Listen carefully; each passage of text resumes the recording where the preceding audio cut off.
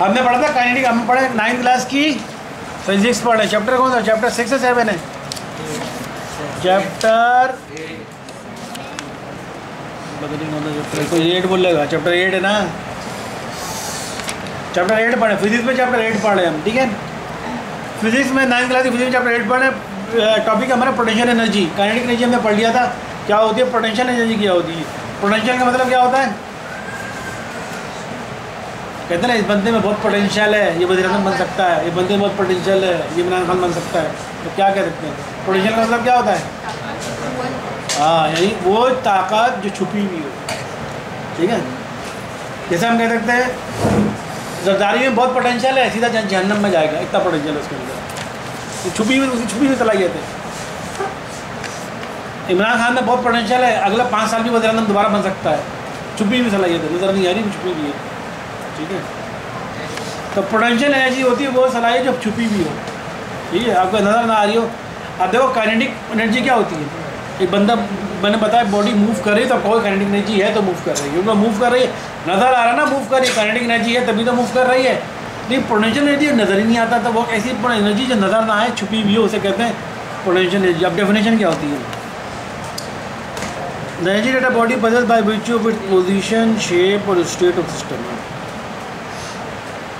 किसी भी बॉडी की तुम अगर पोजीशन चेंज कर दो, उसकी शेप चेंज कर दो, उसकी स्टेट चेंज कर दो, या state of a system, shape और सिस्टम की स्टेट, सिस्टम की शेप चेंज कर दो, या उस बॉडी की पोजीशन चेंज कर दो, तो उसके अंदर एक एनर्जी आ जाती है, उस एनर्जी को कहते हैं पोटेंशियल एनर्जी। अब एग्जाम्पल समझते हैं, क्योंकि इंसान मिसालों से समझता है। अब पोटेंशियल एनर्जी मुख्तलिफ किस्म की होती है, देखो कैसे समझ में आएगा। एक होता है ग्रेविटेशनल पोटेंशियल एनर्जी, एक होता है इलास्टिक पोटेंशियल एनर्जी, एक है केमिकल पोटेंशियल एनर्जी। अब कैसे समझ में आएगा? देखो, अब इन्होंने मिसाल दी है, ठीक है, 3 किस्म की पोटेंशियल। एक है पोटेंशियल एनर्जी तो होती है छुपी हुई एनर्जी होती है, आपको नज़र नहीं आती।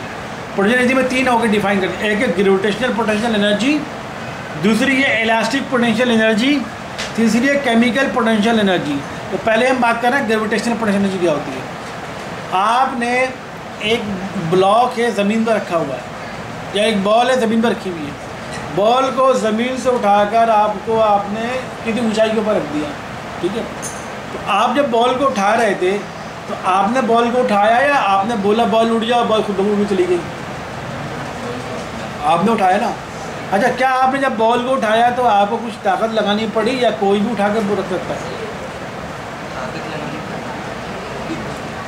फसल और कॉक की बॉल थी, मैंने 1 साल के बच्चे को बोला कि उठा के वो छत पर रखते हैं। ताकत लगानी पड़ी तो होगी ना, कुछ तो ताकत लगानी बॉल के वजन के हिसाब से।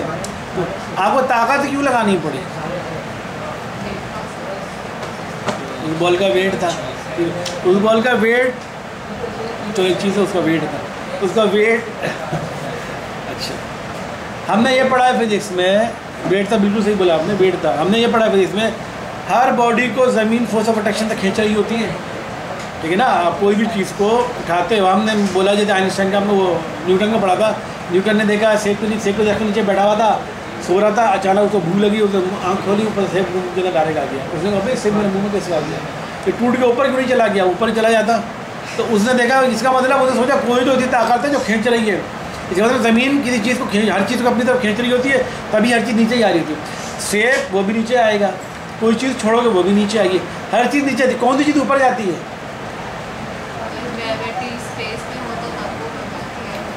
नहीं, हमारी दुनिया में बात, इस दुनिया में कौन सी चीज़ है जो ग्रेविटी होते हुए भी ऊपर चली जाती है? इंसान की ये बच्चा बड़ा हो गया, इमरान खान के पास ये वज़न बनेगा, यही मैं बोलने वाला था। रूह जो होगा, इंसान मरता तो रूह चली जाती है ऊपर, ग्रेविटी खींचती रहा, वो चली जाती है ऊपर, रूह इंसान के ऊपर चली जाती है। ग्रेविटी कितना खींचती रहे तो रूह पर चले जाती है, बाकी हर चीज़ नीचे ही आती है, बाकी हर चीज़ नीचे आ गई।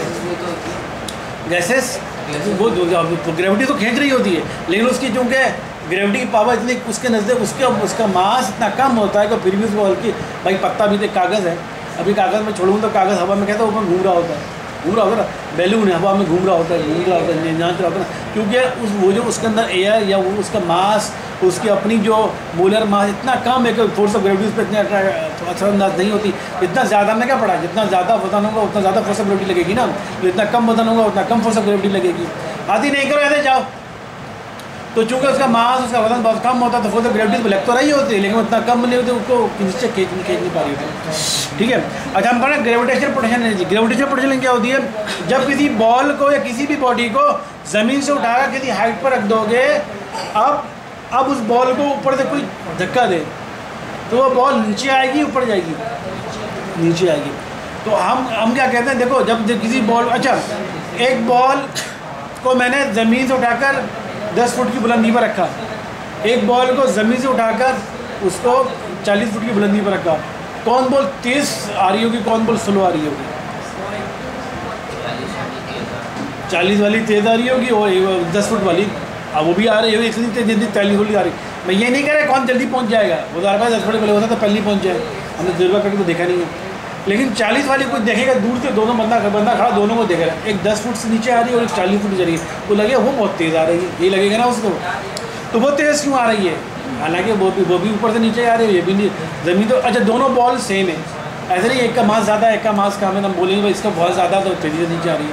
दोनों बॉल सेम है, लेकिन आपको लगेगा वो 40 फुट वाला बहुत तेज़ी से आ रही है, लेकिन जो 10 फुट वाला वो भी आ रही है लेकिन उतनी तेज़ी से नहीं आ रही। तो हम ये वजह क्या होती है, तो उस जब भी किसी बॉडी को ज़मीन की ग्रेविटी के अगेंस्ट आप जितनी हाइट पर लेते जाओगे तो है वेट कम होता जाएगा। अब वेट लेकिन वेट मामूली तक कम होता है, बहुत ज़्यादा दूर लेके जाओगे ज़मीन के रेडियस के बराबर के, तब जाकर उसका वेट नजर आएगा। बेहतर इतना वेट कम नहीं था, क्योंकि जी की वैल्यू 0.1 में कम होती है। आप ज़मीन पर अपना वेट कराओ, ठीक है, आपका वेट आ गया। आप माउंट एवरेस्ट की तरह जब वहाँ भी वेट कराओ, 1 किलो का भी फ़र्क नहीं पड़ेगा, ग्राम में फ़र्क पड़ेगा, 10 ग्राम 50 ग्राम 60 ग्राम, क्योंकि वो जी वैल्यू 9.8 में तो कम होगा 6 नहीं हो जाएगी, जी वैल्यू 9.8 से कम होगा 9.7 9.7 तो बहुत मामूली सा फर्क पड़ेगा, लेकिन फ़र्क पड़ेगा ज़रूर। ठीक है, तो ग्रेविटेशनल पोटेंशियल एनर्जी क्या होती है, पोटेंशियल एनर्जी हमारी ग्रेविटेशनल पोटेंशियल एनर्जी क्या होती है, जब भी किसी बॉडी को ज़मीन की ग्रेविटी के अगेंस्ट जितनी हाइट पर लेते जाओगे तो उसमें एक एनर्जी स्टोर होती चली जाती है, वो कहलाती है ग्रेविटेशनल पोटेंशियल एनर्जी। उसी ग्रेविटेशनल पोटेंशियल, अब एक बॉडी को, एक बॉल को ज़मीन से तुम 10 फुट पर लेकर चले गए, उसमें ग्रेविटेशनल पोटेंशियल एनर्जी जमा हो गई, हमें नज़र नहीं आई, लेकिन चूँकि अब 10 फुट की बॉल, लेकिन अब दूसरी बॉल को ज़मीन से आप 500 फुट की बुलंदी पर ले गए तो उसमें बहुत ज़्यादा ग्रेविटेशनल पोटेंशियल एनर्जी जमा हो जाएगी। ठीक है, तो वो तो इसी वजह से ग्रेविटेशनल पोटेंशियल जिसे कहते हैं, जो कि हम नज़र नहीं आ रही, कैसे नजर नहीं, क्योंकि मैंने बताया था ग्रेविटेशनल एनर्जी नज़र नहीं आती, क्योंकि वो बॉडी मूव नहीं कर रही, आपने तो ग्रेविटेशनल पोटेंशियल एनर्जी क्या होती है, मैं बता रहा हूँ, ज़मीन से किसी भी बॉडी को जितनी ज़्यादा हाइट पर लेते जाओगे उसमें उतनी ज़्यादा ग्रेविटेशनल पोटेंशियल एनर्जी जमा होती चली जाएगी।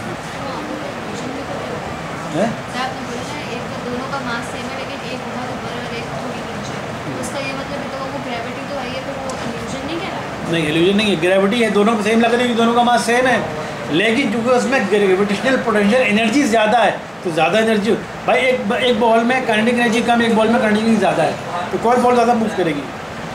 आपने एक बॉल को फेंका, वो बॉल एक बॉल को शोएब अख्तर ने फेंका तो कौन तेज जाएगा?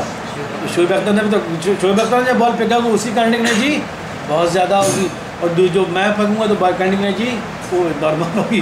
ठीक है ना, तो दोनों की काइनेटिक एनर्जी में फ़र्क तो है, काइनेटिक एनर्जी दोनों में होगी, लेकिन शोएब अख्तर की बॉल की एनर्जी बहुत ज़्यादा होगी। इसी तरह जिस बॉल की हाइट वो सबसे ज़्यादा हाइट पर होगी, जितनी ज़्यादा बुलंदी पर हो, उसकी पोटेंशियल एनर्जी, ग्रेविटेशनल पोटेंशियल सबसे ज़्यादा होगी, और जिसकी नॉर्मल हाइट होगी, कम हाइट होगी, ग्रेविटेशनल पोटेंशियल उतनी कम होगी। तो ये होता है ग्रेविटेशनल पोटेंशियल एनर्जी। ठीक है, पहली बात समझ में आ गई। तो ग्रेविटेशनल पोटेंशियल एनर्जी डिपेंड करती है आपने उस बॉल को ज़मीन से कितनी ज़्यादा हाइट पर रखा हुआ है। दूसरा आता है इलास्टिक पोटेंशियल एनर्जी। ठीक है, इलास्टिक पोटेंशियल एनर्जी क्या होती है, आपके पास एक स्प्रिंग है, ठीक है, आपके पास एक स्प्रिंग है, स्प्रिंग फर्स्ट पर एक स्प्रिंग है, ठीक है। अब यहाँ पर ये स्प्रिंग टेबल के ऊपर रखा गया है, स्प्रिंग आप में यूँ होता है, लटक रहा होता है, नीचे कोई वजन लटकाते हैं, मैंने स्प्रिंग को यूँ लटका दिया। स्प्रिंग का ये कोना जो है मैंने यहाँ पर फिक्स कर दिया। अब ये स्प्रिंग का कोना मैं खींच सकता हूँ, स्प्रिंग लंबा होगा, ठीक है, खिंचाएगा फिर दोबारा आएगा, फिर खिंचाएगा इधर आएगा। इस स्प्रिंग पर को मैंने खींचा यहाँ पर खींचा, ठीक है, इलास्टिक लिमिट के अंदर रहते हुए इतना ज़्यादा नहीं खींच दिया कि उसकी इलास्टिक लिमिट ही टूट गई है, वो यही का ये रह गया। तो हम क्या करते हैं, इलास्टिक लिमिट की बात करते हैं। इलास्टिक लिमिट क्या होती है, ये एक स्प्रिंग है, मैंने यहाँ से फिक्स कर दिया है, मैं इसको थोड़ा सा खींचूंगा, छोड़ूंगा तो दोबारा यहाँ चला जाएगा ना, यहाँ पर स्प्रिंग का काम ही यही होता है। तो इलास्टिक पोटेंशियल एनर्जी क्या होती है, जब भी किसी इलास्टिक बॉडी में जब आप उसको खींचते हो, तो अगर मैं इस स्प्रिंग को थोड़ा सा खींचूंगा तो जल्दी से यहाँ चला जाएगा, ज़्यादा खींचूंगा तो भी यहाँ पर जाएगा। इलास्टिक लिमिट के अंदर रहते हुए इतना ज़्यादा ना खींच दो कि आपने इतना लंबा किया, आपने देखा होता तजुर्बा कि स्प्रिंग को बहुत ज़्यादा ताकत से खींच दो, वो खींचा रह जाता है, फिर वो वापस नहीं आता है ना, ज़्यादा ताकत से खींच दिया तो आपने उसकी इलास्टिक लिमिट से, हाँ बोलो, ठीक है जाओ। इलास्टिक लिमिट के अंदर रहते हुए किसी बॉडी को आप खींचो कि वापस बैक करे, तो हम कहते हैं उसके अंदर जो एनर्जी जमा होती है वो कहलाती है इलास्टिक पोटेंशियल एनर्जी। अगर एक स्प्रिंग को थोड़ा सा खींच कर खींचोगे यहाँ तक खींचा आपने, तो इसमें थोड़ी सी इलास्टिक पोटेंशियल एनर्जी स्टोर हो जाएगी, यदि छोड़ोगे स्प्रिंग दोबारा वापस आ जाएगा, ठीक है। और इस स्प्रिंग को आपने ज़्यादा खींचा है, सारी बातें हो रही है इलास्टिक लिमिट के अंदर रहते हुए, मैंने स्प्रिंग को ज़्यादा खींच दिया है, अब यहाँ पर अब मैं छोड़ूंगा तो तेज़ी से आएगा, ठीक है, तो इसमें ज़्यादा इलास्टिक पोटेंशियल एनर्जी स्टोर हो गई, समझ आ गई, ये होती है elastic potential energy. Gravitational potential energy और इलास्टिक पोटेंशियल एनर्जी, समझ में बात आ गई। तो ग्रेविटेशनल पोटेंशियल एनर्जी किस चीज़ पर डिपेंड करती है कि कितनी ज़मीन से कितनी ज़्यादा बुलंदी पर उसको लेकर गए किसी भी बॉडी को, तो उसमें ज़्यादा ग्रेविटेशनल पोटेंशियल एनर्जी स्टोर हो जाएगी। और इलास्टिक पोटेंशियल एनर्जी क्या होती है, किसी भी स्प्रिंग को, किसी भी इलास्टिक बॉडी को आपने कितना ज़्यादा खींचा हुआ है उसकी इलास्टिक लिमिट के अंदर रहते हुए, तो उसमें ज़्यादा इलास्टिक पोटेंशियल एनर्जी स्टोर हो जाएगी, समझ आ गई बात ये। अब तीसरी आती है chemical potential energy.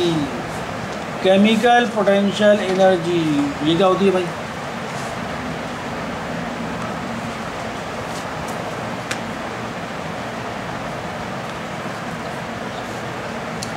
Chemical potential energy क्या होती है। अब आप जो है प्लांट्स के अंदर जितनी एनर्जी स्टोर होती है, जो प्लांट्स हम खाते हैं, जो पौधे हम खाते हैं, ठीक है, हम पालक खाते हैं, ठीक है ना, हम सब्जियां खाते हैं, तो सब्जियों के अंदर जो एनर्जी स्टोर होती है, ठीक है, वो उनकी कहलाती है केमिकल पोटेंशियल एनर्जी।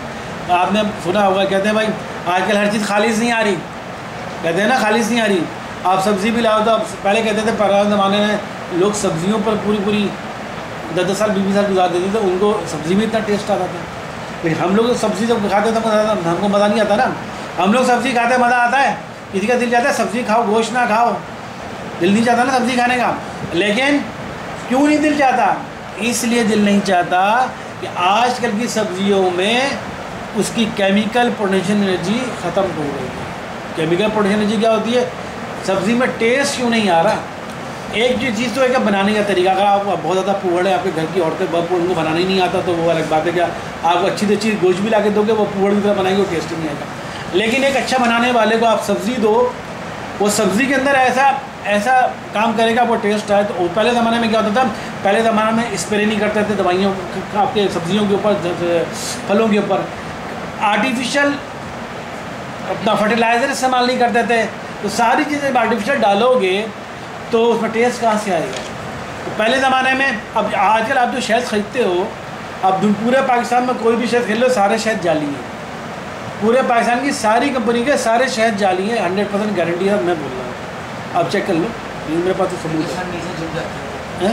बहुत सब बेकार की बातें छोड़ दो, सारे पूरे पाकिस्तान में कोई भी शहद है अच्छा से अच्छा, महंगा से महंगा, सस्ता से सस्ता शहद जाली है। क्यों? क्योंकि वो आर्टिफिशियल देखते बनाते हैं। क्या करते हैं, एक छोटा सा प्लांट लगाते हैं, वहाँ पर आपका लिक्विड, आप चीनी पानी लेते हैं, उसमें चीनी डालते हैं और जो सुक्रोज और ग्लूकोज सारा डालकर मीठा बना देते हैं। ये मीठा तो एक बहुत कंटेनर कर देते हैं, शहद की मक्खियाँ लाते हैं वहाँ पर छोड़ दो, शहद की मक्खियाँ मीठे पर जाती है, जब वहाँ से सक करती है, सक करके अपना शहद में छत्ता बनाती है, वो शहद पूरा छत्ता तैयार होता है, छत्ता निकाल के उस छत्ते में तो अपना शहद निकाल के बेच देते। देखो असली शहद की मक्खी के पेट से निकला हुआ, शहद की मक्खी के पेट से निकला हुआ शहद वही ओरिजिनल होता है। तो बोलते हैं देखो अपने शहद की मक्खी के शहद से पेट से निकला हुआ ओरिजिनल शहद आपको दे रहे, तो 100% वो भी 100% नहीं है। क्यों?